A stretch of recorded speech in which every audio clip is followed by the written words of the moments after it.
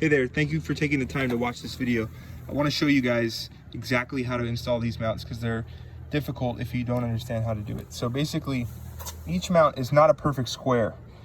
Each mount is a rectangle with one longer side, which is long this way, and one shorter side, which is this way. So what you want to do is you want to make sure that when you install the mounts, you follow the diagram and the instructions, but you want to make sure that the longer side is from here to here, okay?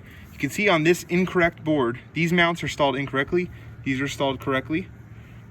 This incorrect mount has the longer side going from here to here, across the board horizontally.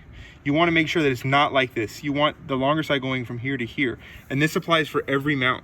So, you know, if your north is the top foot pad, your south is the bottom foot pad, you want to make sure that your longest side is going from north to south, okay?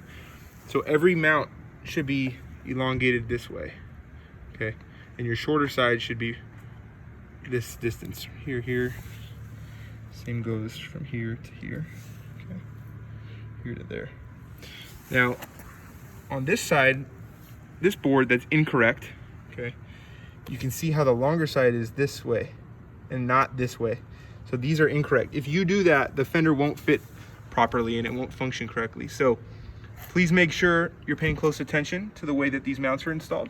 And if you have any questions, do not hesitate to shoot me a text message or give me a call at 909-609-5719. Thank you very much and have a great day.